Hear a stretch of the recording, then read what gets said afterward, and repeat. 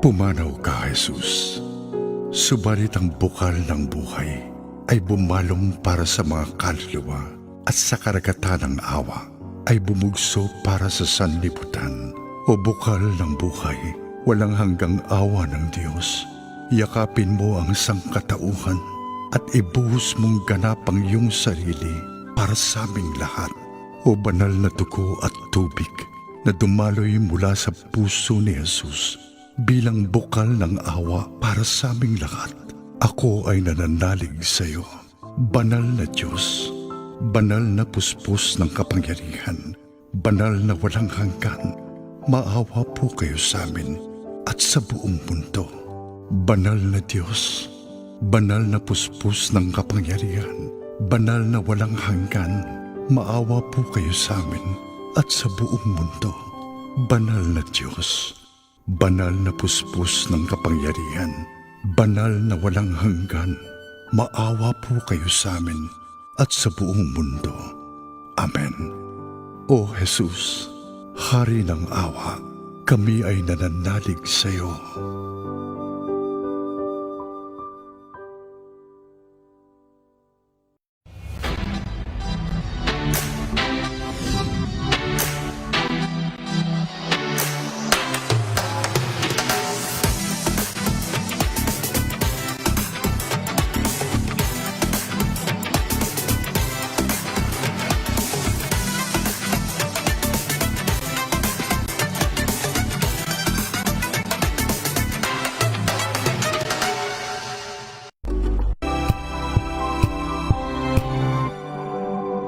Wow, ang saya. Isang barangay na labada, puro mancha pa. Goodbye, pahinga. Mommy, isang laba lang yan sa Pride Bar Blue. May powerful stain-away enzymes na malupit sa dumit mansya. At di masakit sa kamay. Isang laba lang yan. Hello, pahinga. Hello, Pride Bar Blue. ACS. Maulan man, no worries na amoy kulog ang damit. Charm, Fab, Con, bangong kumaka-bloom. Tanggal amoy kulog sa bango ng charm. Kaya gamit ko, Charm Fab Con with Bloom Fresh Technology. Kills 99.9% of kulob-causing bacteria.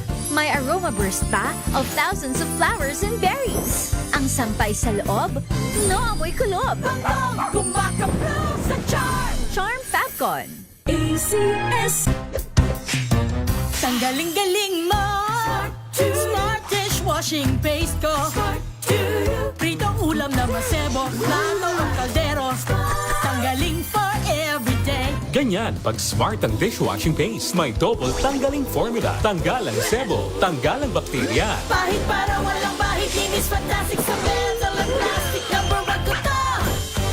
Tanggaling-galing mo. Smart dishwashing paste. ACS. May nagbago. May arte. May budget. Akala nyo lang yon. So solid. White rose papaya. Wow, white rose. White rose papaya. Wow, white rose. White rose papaya. May glow up with white rose papaya. White Rose Papaya. May puti power times 2 kasi may papaya at niacinamide. May shea butter and tea tree oil pa. Kutis sulit ang glow May up. glow up with white rose papaya. White Rose Papaya. Kutis sulit ang glow up. ACS. Sa lahat ng bagay, simula pa lang, siguraduhing max protection na. Kasi pag kulang ang proteksyon, baka madaling masira. Sa ngipin, dapat may max protection din. Max Alaga ng Unique Toothpaste. With Max Protect Formula, helps stop cavities before they start, while keeping breath fresh. Try Unique Maximum Fluoride Protection. Para Max Alaga, Max Protektado. ACS. Galalala Falcon. Galalala Falcon. Ang bango ng sampayan. Tara na magsayawan. Calafabcon, amoy nakaka-joyful! Now we are unboxing MX3 Plus. Plus because it has Garcinia mangostana, plus L-carnitine and CoQ10. Each box contains 30 vegetable capsules. And you can get them in leading drugstores nationwide and online in Shopee, Lazada, and mxvph.com. Mahalagang paalala, ang MX3 Plus ay hindi gamot at hindi dapat gamiting panggamot sa anumang uri ng sakit. Galalala Falcon! Galalala Falcon! Ang bango ng sampayan, tara na magsayawan! Calefabcon, amoy nakaka-joyful.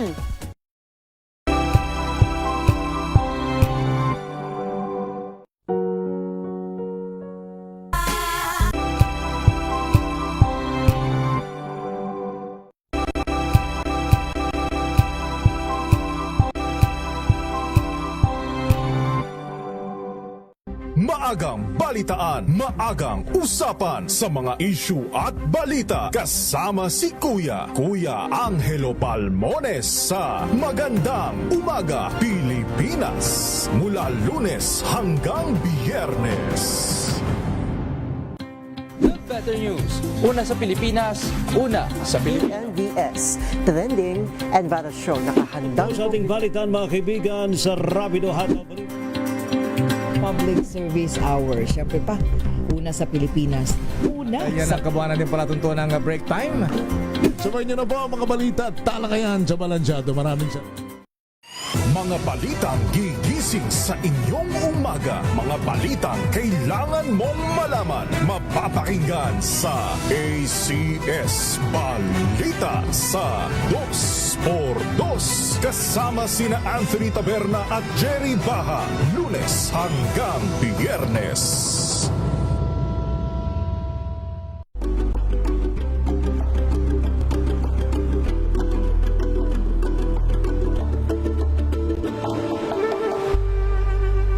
Alamin ang mga maiinit na isyung pambayan, mga balitang kailangan mong malaman, usapin sa pamahalaan, politika, ekonomiya at kabuhayan. Ito ang mga dapat mong malaman, pakialaman at pag-uusapan dahil kayo ang tinig ng mamamayan dito sa Damdaming Bayan. Live sa DZ Radio, DZRH TV at DZRH Digital. Kasama sina Lakay, Deo Makalma at Elaine Apit. Araw-araw, Lunes hanggang Biyernes. Damdaming Bayan.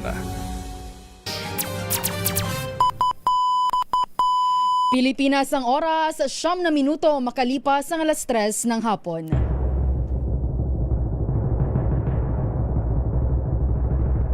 And the Golden Dove for Best Public Service Program Host goes to May Binohan, DZRH. Ito na ang 28th KBP Golden Dove Awardee Best Public Service Program Host, ang Wonder Woman ng Public Service. Si May Binauhan. Sa pagtulong, DZRH yan. Sa paglilingkod, DZRH yan. Sa pag-alalay, DZRH yan.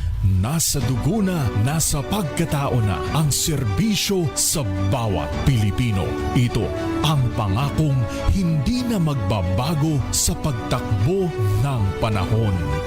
DZRH Public Service Hour. Kasama ang Wonder Woman ng DZRH, si May Binauhan sa DZRH Radio, DZRH TV at DZRH Online. Pagtutulungang walang patid sa DZRH Public Service Hour. Sa pagtulong, sa paglilingkod, sa pag-alalay. Kasama si May Binauhan sa DZRH Public Service Hour.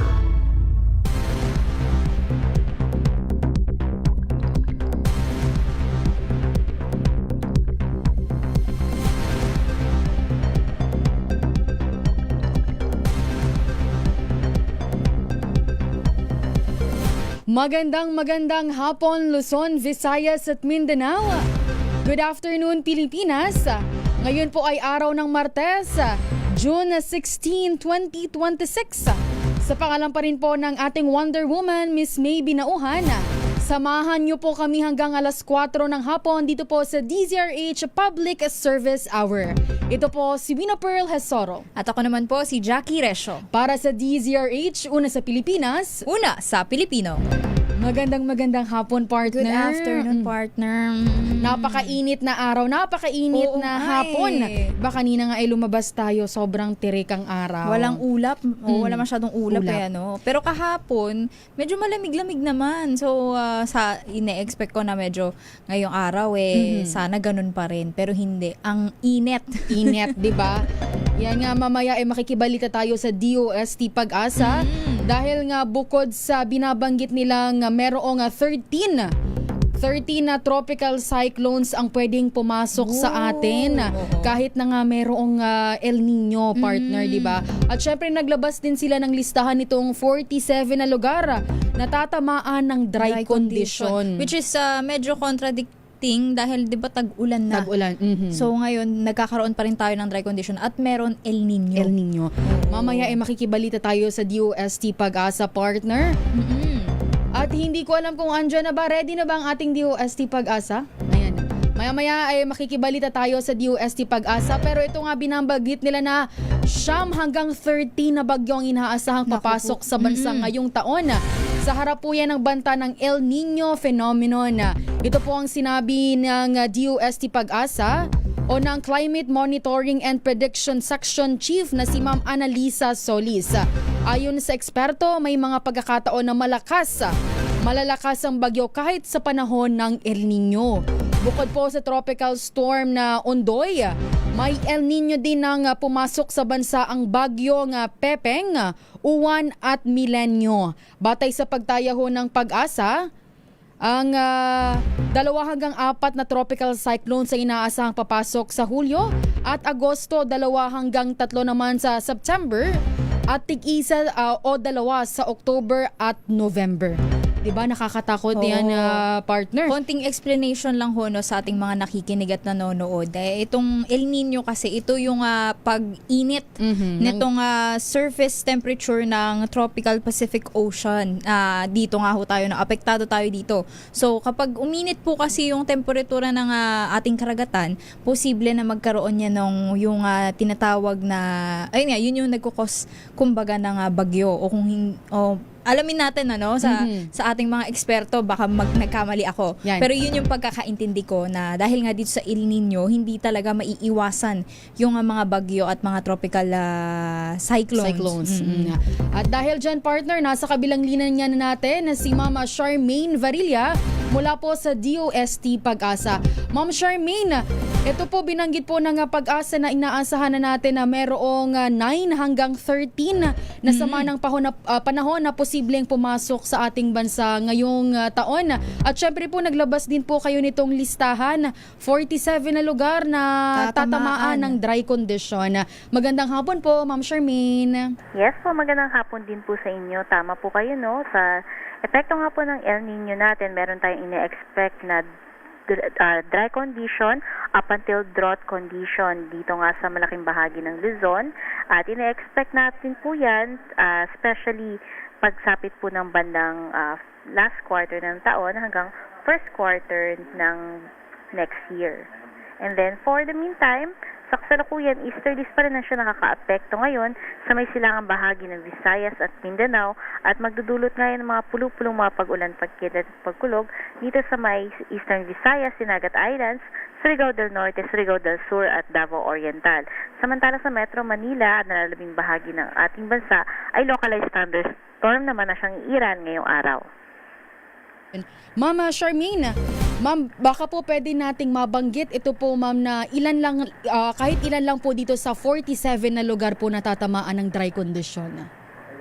Yes po, no. So, ang ina-expect po natin, dito sa may areas po yan ng Luzon, for the meantime, naka-drought na po tayo, no? Dito sa halos buong Ilocos Region, Cordillera, tapos dito din sa halos buong bahagi ng Cagayan Valley, expect dry spell to drought condition. Dito naman po sa may Central Luzon, medyo nakikitaan na rin po natin ng drought dito sa may part ng Bataan.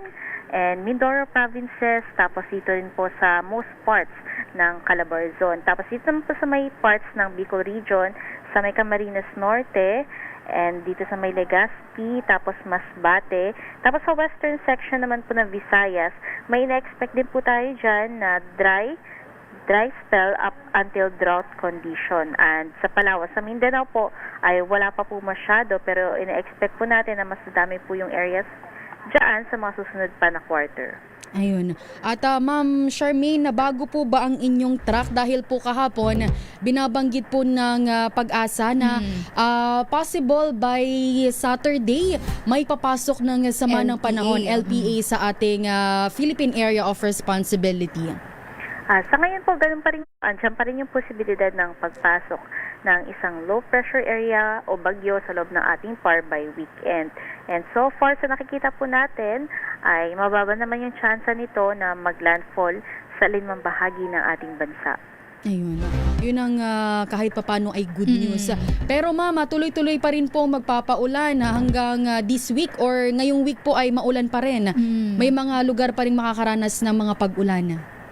Yes po, no. So this week po, sa nakikita po natin, more on easterlies and localized thunderstorm ang iral sa buong bansa. And may mga nakikita po tayong matataas na tsansa ng mga thunderstorms, especially dito sa may northern and central Luzon, tapos sa may northern and southern parts ng Mindanao at western section ng Visayas. Pahabol na tanong lang ako kay Miss Charmaine, kasi Miss Charmaine, may tag-ulan na, pero meron pong El Nino at meron pa pong mga balita ng Super El Nino. Ano po ba yung magiging epekto nito sa ating mga kababayan? Ano po ba yung dapat po bang mabahala? Ano po ba dapat yung gawing paghahanda para po dito? Yes po, no, dapat po natin ikabahala kasi ito pong El Nino, meron niyang dalawang impact, super dry and super wet.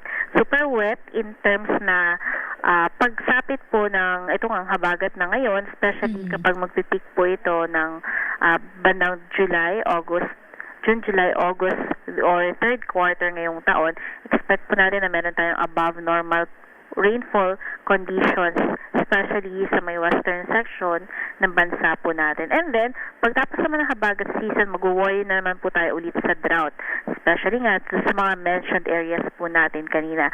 So, unang-unang paalala po natin, sa ngayon kasi ay hindi pa masyado malakas yung mga pag-ulan kasi currently naka-monsoon break po tayo. Pero panandalian lang po yan kasi we are still expecting na babalik po ulit yung ating habagat and by the end po of this month.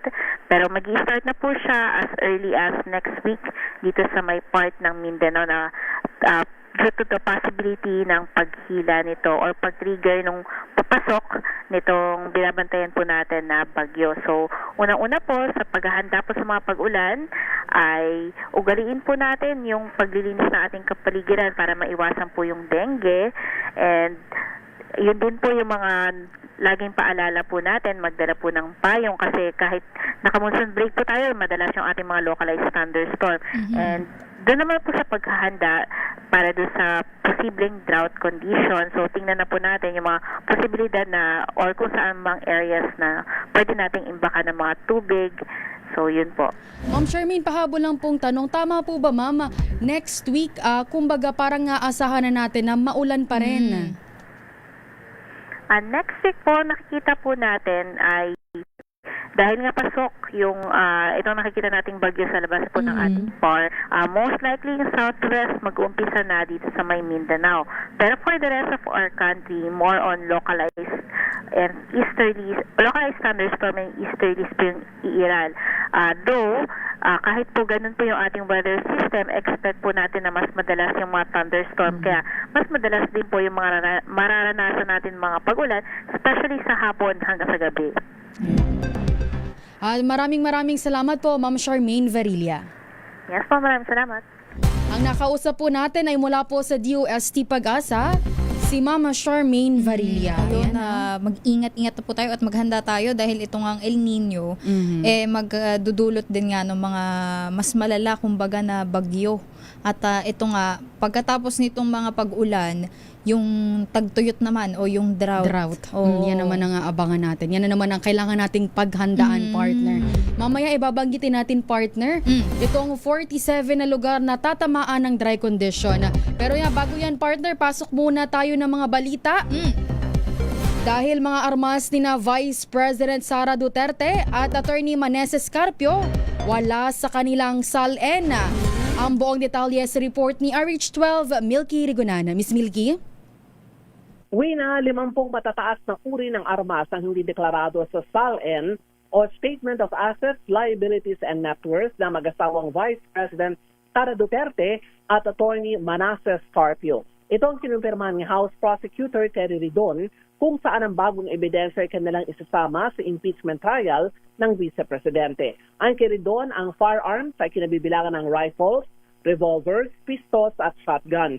Hindi ang ito nakalista sa SALN na mag-asawang Duterte Carpio mula 2007 hanggang 2025. Narito si House Prosecutor Terry Ridon. Kung mga 50 po ito, tingin ko milyon-milyon po. So, pagdating po ng paglilitis, we will invite po yung mga dealers kasi nakalista naman po yung dealers doon po sa listahan po ng PNP. At syempre, if we can get a valuation expert para makuha po yung kabuuan. Pero I'm quite certain kung at least 50 po yung pag-aari pong mga baril at armas. Tingin ko po, lagpas po ng milyon-milyon yung pinag-uusapan po natin. Ayon pa kay Ridon, iimbitahan nila ang dealers ng firearms base sa listahan ng Philippine National Police maging sa valuation expert para ma-estimate kung magkano ang halaga ng 50 high-powered firearms na mag-asawang Duterte Carpio. Hirit pa ni Ridon, napatalsik noon si yumaong dating Supreme Court Chief Justice Renato Corona dahil sa non-disclosure ng mga pag-aari at iniyaan niya dapat exempted dito ang Vice Presidente. Ako si Milky Rigonana para sa DZRH, una sa Pilipinas, una sa Pilipino. Maraming salamat, Miss Milky. Samantala, DPWH NCR, 24 oras na nakabantay kontra baha sa Metro Manila. Nako, dapat lang dahil nga, yun nga kakaulat lang sa atin ng DOST Pag-asa magsisimula na nga muli itong mga pag-ulan. Alamin natin ang detalye sa report ni RH9, Tina Nolasco. Miss Tina? Jackie, tiniyak ng Department of Public Works and Highways o DPWH na tuloy-tuloy ang kanilang declogging at paglilinis sa mga waterways o daanan ng tubig sa Metro Manila at sa iba pang mga lugar sa bansa. Ang kay DPWH Secretary Vince Dizon, 24 oras nakabantay ang DPWH NCR at kaagad na nagpapadala ng mga tauhan sa mga kalsada na nagkakaroon ng pagbaha ngayong malalakas ang pag-ulan.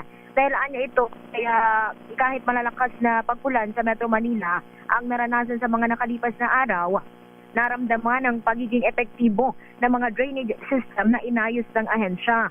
Halimbawa na lang anya ang ginawang panasaayos sa G. Araneta Avenue Drainage System na bahagi ng upland ng trabaha. Patay sa patuloy na monitoring ng DPWH sa nasabing lugar mula nga Victory hanggang Quezon Avenue, walang naipon na tubig baha sa lugar kahit na malakas ang ulan simula nang matapos ang Drainage Rehabilitation Project.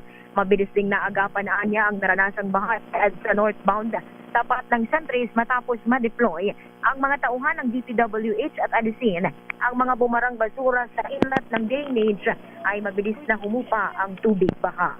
Ito si RH19 na Nolasco para sa DZRH, una sa Pilipinas, una sa Pilipino. Maraming salamat, RH9 Tina Nolasco. Ayan, banggitin na natin na partner. Ito nga 47 na lugar na tatamaan ng dry condition. Sabi nga kanina ni Ma'am Charmaine Varilla, posibleng magsimula ito sa last quarter ng taon na possibly November 2026. November papunta ng 2027. First quarter ng 2027. Simulan ko na, partner. Naasahan yan dito sa Metro Manila, Abra, Albay, Apayao, Aurora, Bataan, Batangas, Benguet, Bulacan, Camarines Norte, Catanduanes, Cavite, Ifugao, Ilocos Norte, Ilocos Sur, Isabela.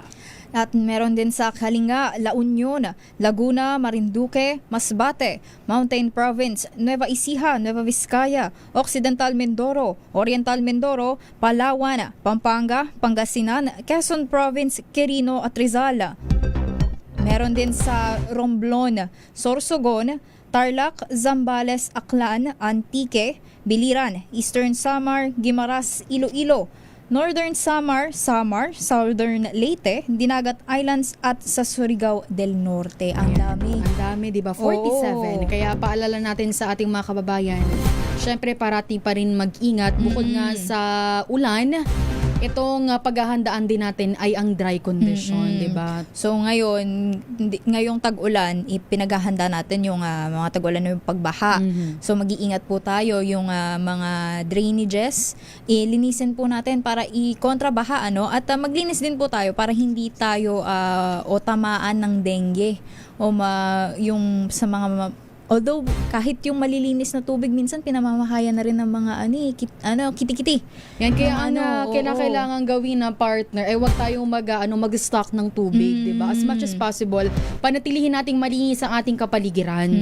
Kung mag-stock man po ng tubig, yung may takip, kung may storage po kayo ng tubig, lagyan nyo po ng takip at regularly din po na anong tawag doon, yung re-replenish o yung pinapalitan para hindi po pamahayan ng mga kitikiti at magkaroon po kayo ng sakit na dengue.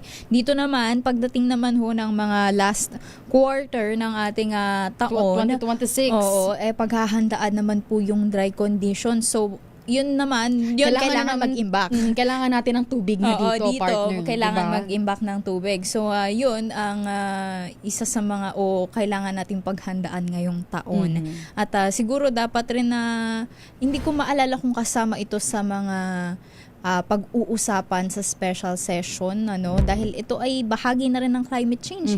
Kung di ako nagkakamali, bukas partner ang special session, aabangan natin yan.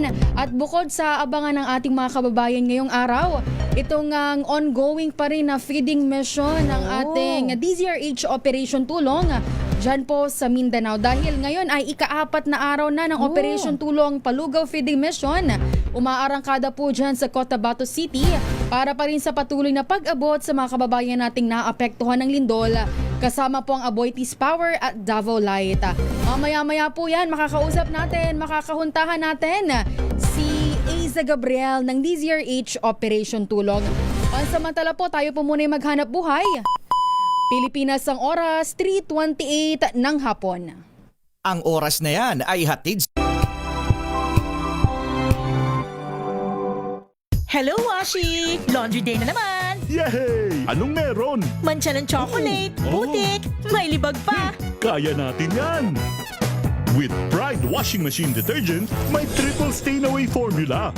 Tanggal ang makapit, madikit, at malupit na dumikmancha.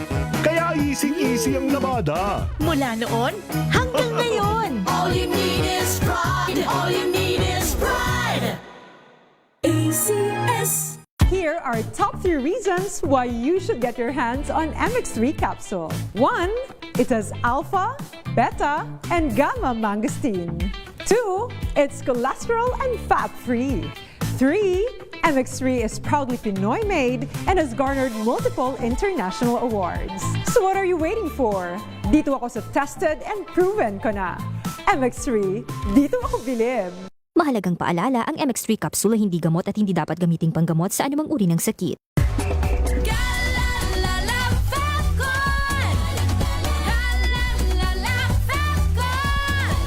Ang bango ng sampayan. Tara na magsayawan. Calefacton, amoy nakaka-joyful. Sa puso ng kalikasan, natatangi ang prutas ng mangosteen. Ito ay nagtataglay ng antioxidant compounds na alpha, beta at gamma mangosteen. Ang MX3 capsule ay isang food supplement na gawa sa natural na mangosteen. Ito ay tested and proven to help avoid knee joint pain discomfort para iwas-iwas sa sakit with long-term supplementation 2 capsules daily. MX3 capsule, tunay, natural at original. Mahalagang paalala, ang MX3 capsule ay hindi gamot at hindi dapat gamiting panggamot sa anumang uri ng sakit.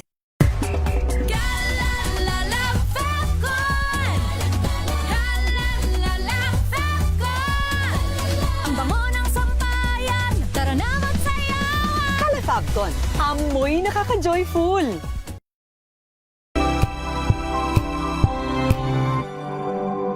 Wow, ang saya. Isang barangay na labada, puro mancha pa. Goodbye, pahinga. Mommy, Isang laba lang yan sa Pride Bar Blue. May powerful stain-away enzymes na malupit sa dunit mansya. At di masakit sa kamay. Isang laba lang yan. Hello, pahinga! Hello, Pride Bar Blue. ACS. Tinesting, sinuri, siniyasan. Ang resulta? Super effective ang Shield sa pagpatay ng bakterya at virus. Shield Antibacterial Soap. Believe ang mga eksperto sa Philippine Nurses Association. At si Mami. Tiwala ako sa Shield. Shield Antibacterial Soap. Napatunayang mabisa. Ang mga nurse, tiwala. ACS.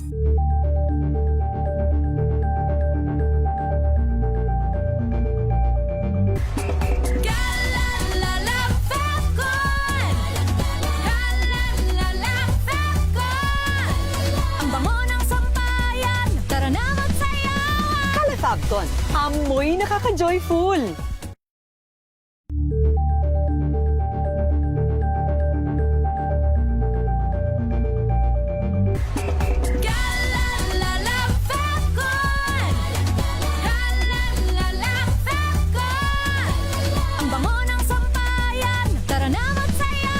Calefabcon, amoy nakaka-joyful.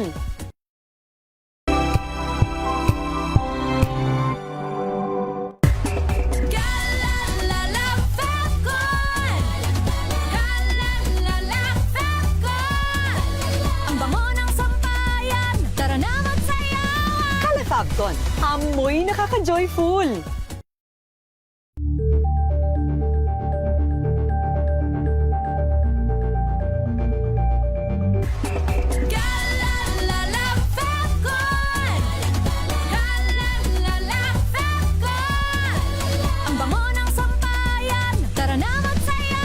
Calefabcon, amoy nakaka-joyful.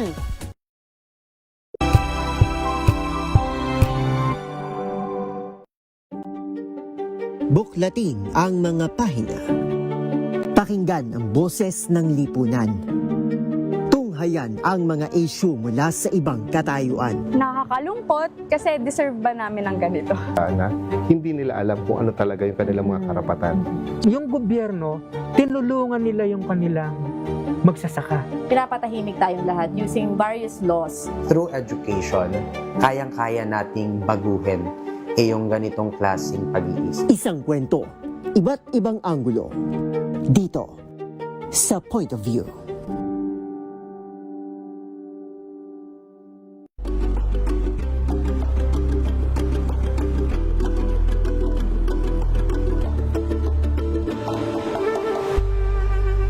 Tambalang Anthony Taberna at Jerry Baha ang gigising sa inyong umaga dahil lalatay ang humahagupit na diskusyon at komentaryo Lunes hanggang Biyernes sa 2x2.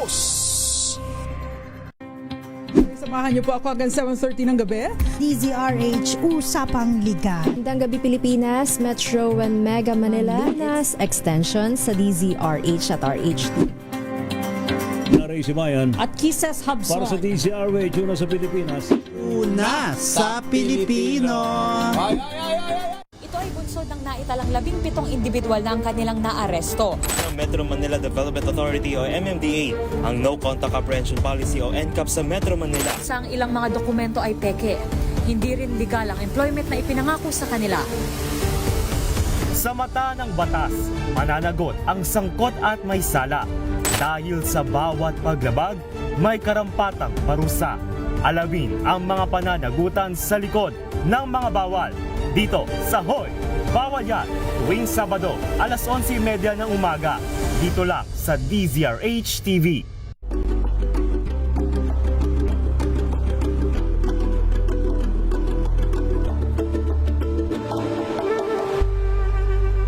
Tumunog na ang gandingan para sa kalikasan. Ang nagkamit ng parangal bilang Best News Anchor ay walang iba kundi si Angelo Palmones ng Magandang Umaga Pilipinas.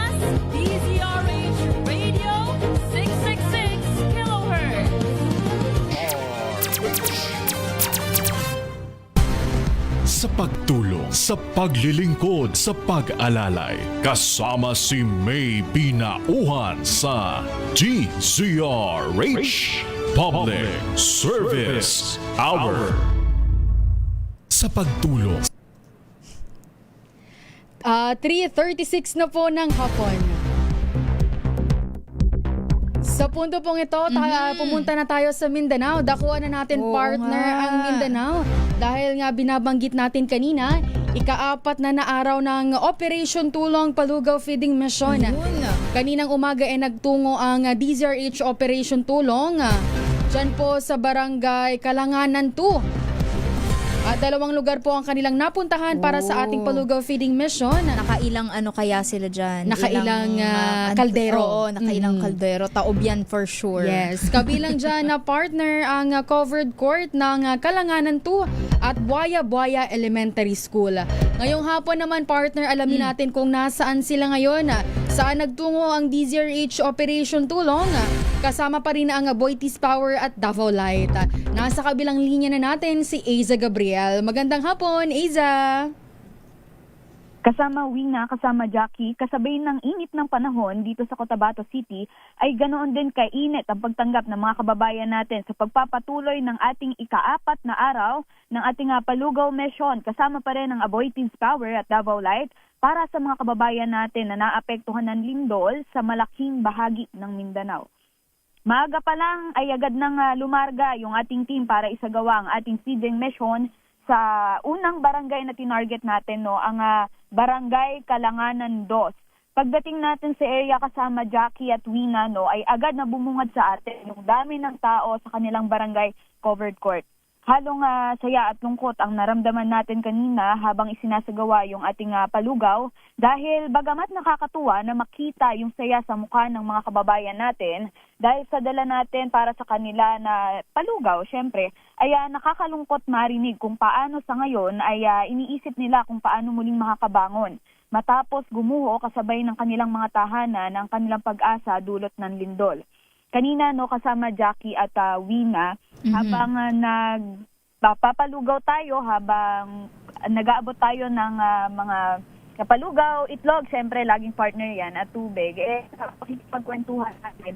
Karamihan kasi sa ating feeding mission ay mga magulang kasama ang na. Kaya medyo malalim din talaga yung hugot sa kanila o naging epekto ng lindol dahil bukod sa yun nga, may mga nasirang tahanan ay medyo hirap silang mag-adjust dahil hindi rin nila alam kung paano babalik sa normal dahil yung ilang mga negosyo nila ay naapektuhan din nito. Sa pagsasagawa natin ng Palugaw Mission kaninang umaga ay nakapagpamahagi tayo.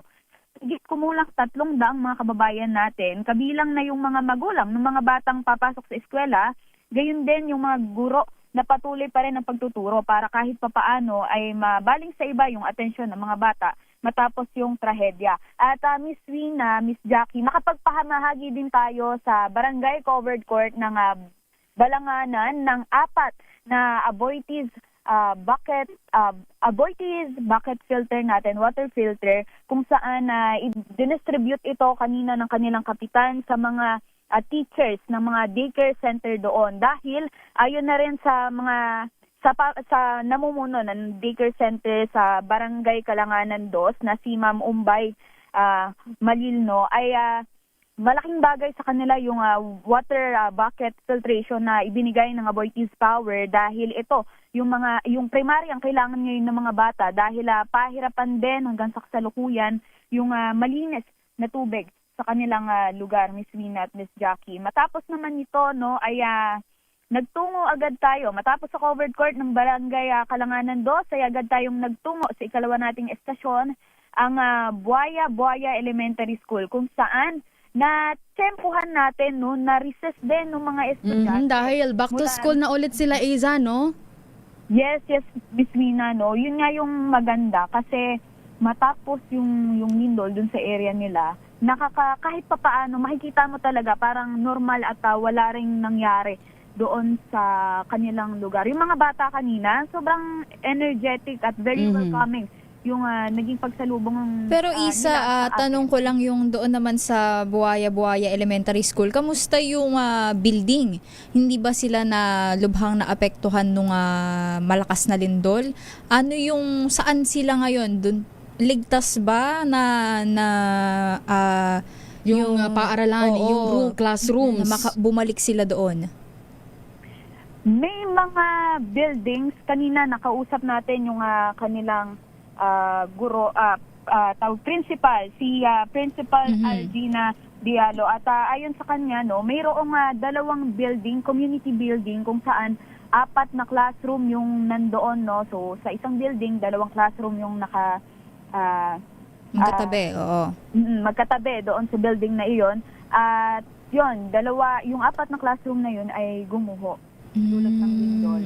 Pero, kanina, nung nag-iikot ako at nakikipagkwentuhan dun sa mga chikiting na kumakain ng lugaw, ay wala namang ganoong, kumbaga, kadalasan kasi, di ba, kapag may lindol, yung bitak, ang madalas na makikita mong, bitak sa pader o sirang kisame. Pero sa paglilibot naman natin, wala namang ganon dahil yung eskwelahan nila, alam niyo yung mga typical na mga classroom sa probinsya, bato at kahoy, yung suporta ng paligid. Kaya walang bakas ng lindol din doon sa mga classroom nila. Pero ang isa sa mga hinaimba o iniimba nga nung nila Ma'am Algina Diallo ay malaki din yung naging epekto sa klase nung pagkawala ng 4 na classroom dahil yung 4 na classroom na iyon ay nagsusuporta o ginagamit ng mga grade 4 students kung hindi tayo nagkakamali.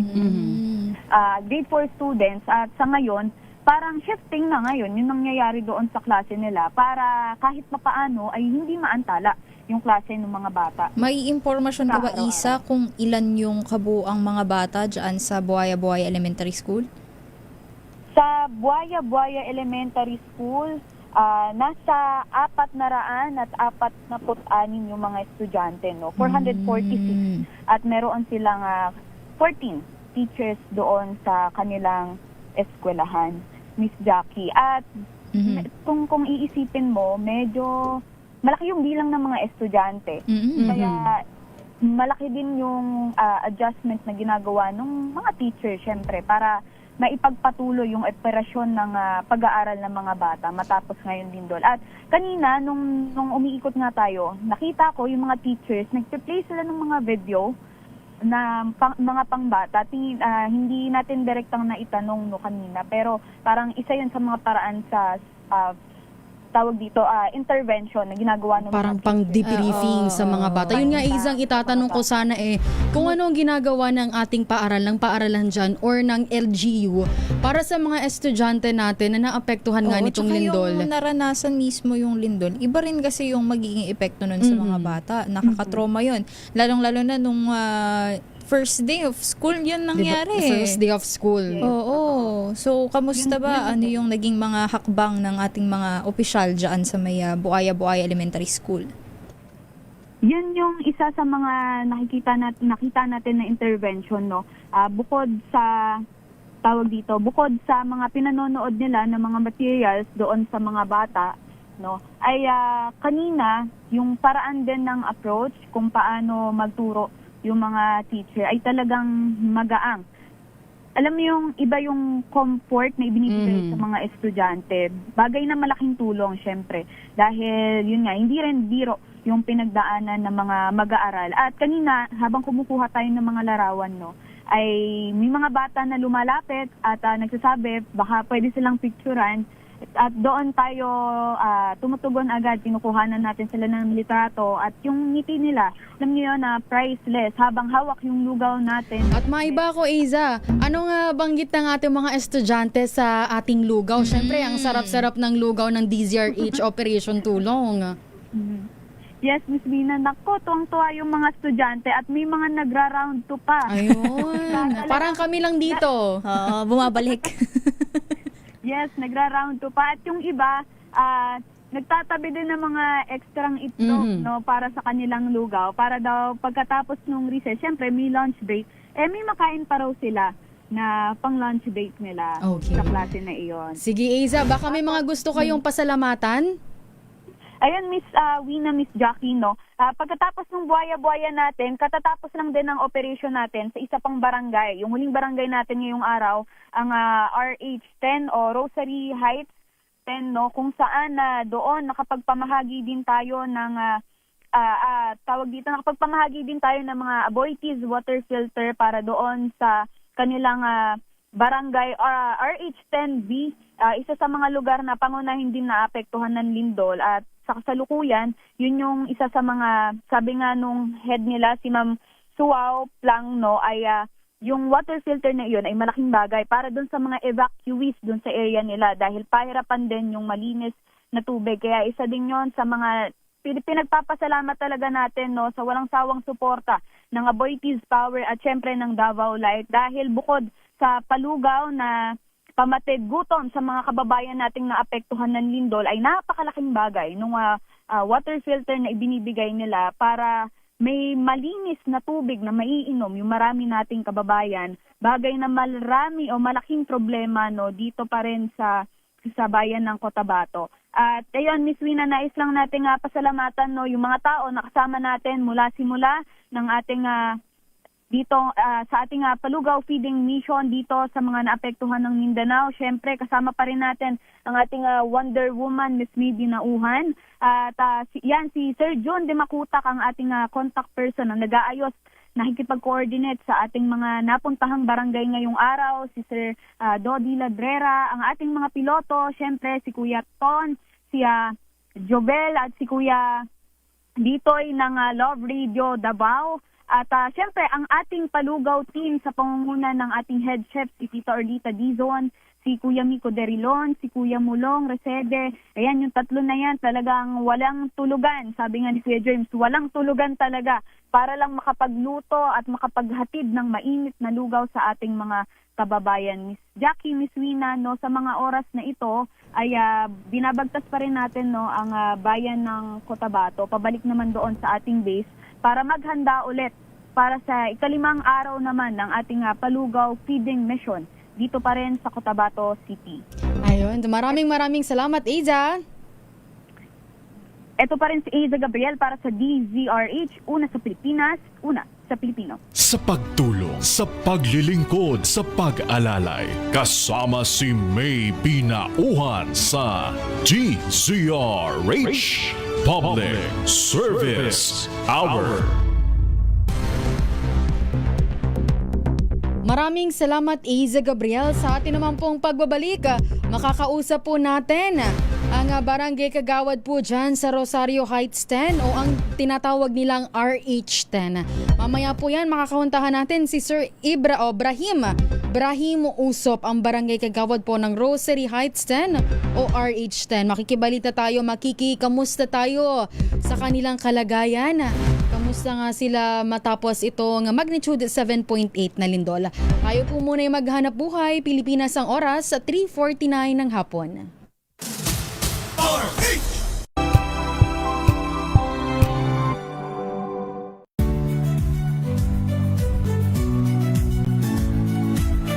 Magandang araw mga kaibigan. Ito po ang inyong balerina ng bayan, si Lisa Macuha Elizalde, na nag-aanyaya sa inyong samahan kami at ang aming mga espesyal na panauhin para sa kalahating oras ng masayang kwentuhan sa aming programang Art to Art, kung saan ang usapang sining at kultura ay para sa lahat. Huwag kaliligtaan, tuwing linggo, alas 3:30 ng hapon, dito lamang sa DZRH Radio, DZRH TV, at via online streaming.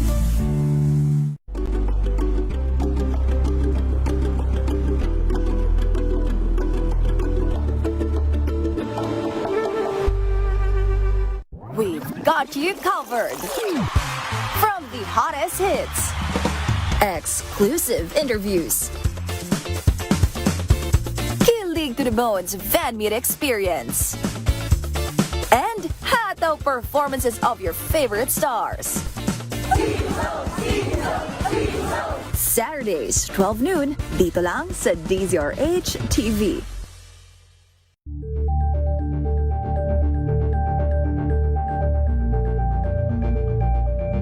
Curious ka ba sa maraming bagay? Kami na ang bahala dyan. Aalamin, tutuklasin at bibigyang linaw namin ang mga katanungang bumabagabag sa inyong isipan. Sa programa kung saan ang bawat sagot ay galing lamang sa mga eksperto. Ang Expert's Opinion, tuwing linggo 3:00 ng hapon, dito lang sa DZRH TV.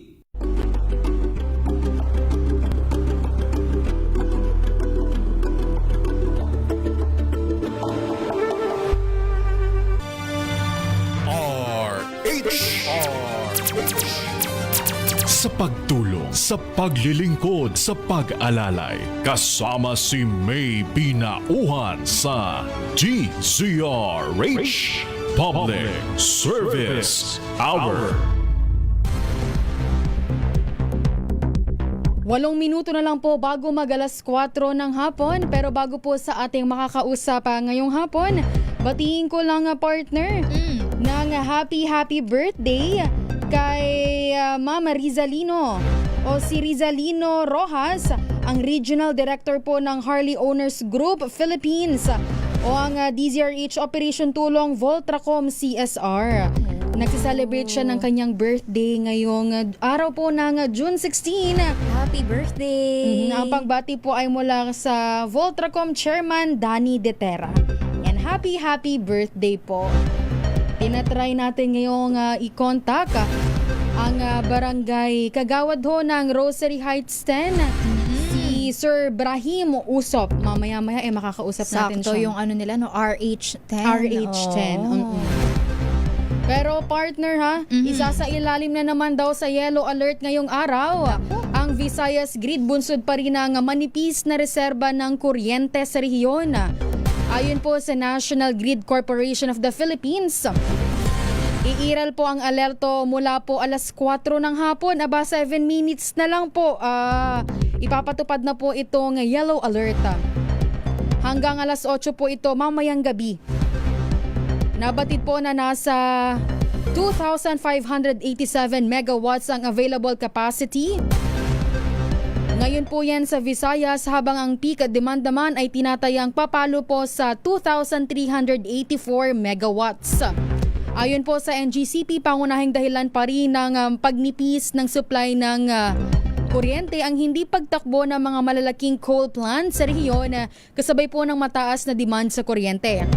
Itinataas po ang yellow alert kapag hindi sapat ang operating margin ng transmission grid para matugunan ang contingency requirement o reserbang kuryente sa ating bansa.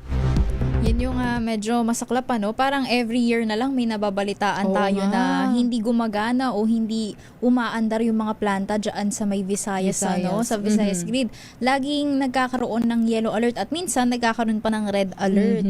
So parang ano ba ang nagiging hakbang ng ating otoridad, ng ating gobyerno tungkol dyan? Kasi every year ganyan ang ating problema. Yan ang ating problema. Walang patid. Parang alam natin, meron na tayong schedule. O pagdating ng gantong mga panahon, mga pag-tag-init, kung kailan na lahat ay gumagamit ng kuryente para sa electric fan, nagkakaroon ng mga yellow alert at tuminipis ang supply ng ating kuryente. Oo. At sa ngayon, partner, mukhang busy ang ating makakausap. Sana siguro meron silang meeting Baka ngayon. may inaasikaso. May inaasikaso sila. Kasi yun nga yung masamang balita, umakit na nga po sa 68 ang bilang ng mga nasawi sa tumamang magnitude 7.8 na lindol sa Maasim, Sarangani sa Mindanao, habang 33 individuals pa ang pinaghahanap.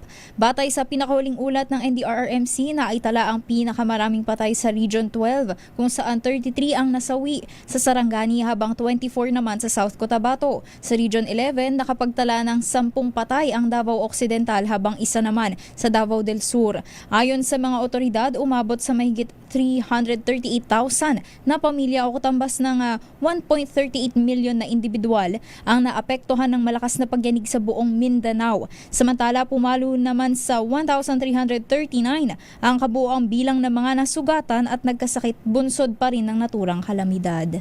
Yun yung dahil napakalawak nitong epekto ng malakas na lindol, dahil yung may isang trench na Cotabato Trench ang gumalaw at yun yung naging dahilan nga ng 7.8 na lindol na umaabot na sa higit sa 6,000 na aftershocks yung mga naitala ng FIVOX. Hindi ko lang alam kung meron pang updated, pero nung weekend umabot na ng higit sa 6,000 ang At aftershocks. yun nga, partner, ang ilan sa mga ikinakatakot ng ating mga kababayan dyan sa Mindanao. Kasi nga hanggang sa ngayon ay meron pa ring aftershocks. Oo. Kung hindi man aftershocks sa partner, merong panibagong mga pagyanig. Oo, yun yung nararamdaman nila. Kaya marami nga sa kanila hindi na halos pumapasok sa loob ng bahay nila. Kung may matutulog sila, hindi na sa mga kwarto. Doon na mismo sa sala, doon na lang sila naglalatag kasi nakakatakot. Iba yung pakiramdam na maaalala mo yun, lalong-lalo na minsan nga kahit hindi naman ganun ka lumilindol o yumayanig, feeling mo meron pa rin Oo, kasi Pero, yung trauma Alam mo partner, ang mga Pilipino kahit ganito babangon at babangon. Oo. Pareho nga nung sa Buaya-Buaya Elementary School, kumbaga partner, 1 week pa lang simula noong pagyanig, noong 7.8 na lindol, back to school ulit sila, di ba? Kasi nga, pero ang kagandahan naman, kahit papano, iniisip pa rin nila yung kapakanan ng ating mga estudyante. Dapat naman Kaya din, nga oo. gumagawa sila ng mga alternative ways, para malibang naman kahit papano yung mga bata. Ang hirap din naman kasi kung yun yung palagi nating ipapaisip sa kanila kung ano yung nangyari. Dapat din maganda rin at saka dapat din naman na ipagpatuloy pa rin nila yung pag-aaral nila. Oo, ayan. Kaya po sa ating mga kababayan dyan, sabi nga dito ni Sir OK 2168, let's pray daw. Tayo'y manalangin, di ba? Sa panahon ngayon, ang kasangga natin ay panalangin. Totoo. Kasi nga hindi naman yung mga ganyang kalamidad ay hindi naman natin yan inaasahan. Hindi diba? natin maiiwasan. Bigyan yung mga kalamidad na biglaan talaga. Oo, walang hindi mo mapipredict na sa ganitong oras merong mangyayari. Kahit pa sabihin natin na advance na yung technology natin ngayon, yung pagdating sa mga lindol, hindi pa rin talaga siya madedetect na kung kailan siya mangyayari. Bagamat may mga pag-aaral na from the past o yung history natin na mga malalakas na lindol, meron lamang pagtaya pero hindi pa rin talaga natin malalaman kung kailan at gaano kalakas yung mismong mangyayaring lindol. Kaya nga ang parati nating binabanggit sa ating mga kababayan, dapat parati tayong handa. Mas mabuti ng handa tayo. Ang go bag ay handa dapat, di ba? Sa lahat ng pagkakataon, dapat parati tayong ready, handa, partner. Dapat yun ang palagi. Tsaka kung saan man po kayo, dapat alamin din yung mga exit points, yung mga kung saan dapat kung lilikas pagdating ng mga ganyang mga kalamidad na malalakas na paglindol. At speaking of exit points, partner, ang alam ko ay sa June 18, sa buwan ng Thursday tuloy. Sa araw ng Thursday, magkakaroon ng earthquake drill ang OCD yan, di ba, partner? Magsasagawa nga ng National Simultaneous Earthquake Drill ang Office of the Civil Defense sa Huwebes, June 18. Nalahokan nito ng mga opisyal mula sa National Disaster Risk Reduction and Management Council sa Camp Aguinaldo sa Quezon City. Habang susundan ito ng opisyal na paglulunsad ng Harmonized National Contingency Plan for High-Intensity Earthquake sa Greater Metro Manila area. Sa ilalim nito, titignan kung paano ang magiging sistema sa pagtugon kung sakaling tumama ang magnitude 7.2 na lindol sa Metro Manila at iba pang karatig na rehiyon. Yan dapat talaga maghanda na tayo. At sa pamamagitan po niyan, dito na po nagtatapos ang ating isang oras na paghahatid ng tulong at serbisyo sa ating mga kababayan na may kaunting balitaan. Sa pangalan pa rin po ng ating Wonder Woman, Miss May Binauhan, kami po yung nakasama. Ito po si Wina Pearl Hesoro. At ito po si Jackie Resho. Para pa rin sa DZRH, una sa Pilipinas, una sa Pilipino. Pilipinas ang oras, eksakto 4:00 ng hapon. This time check is brought. Wow, ang saya. Isang barangay na labada,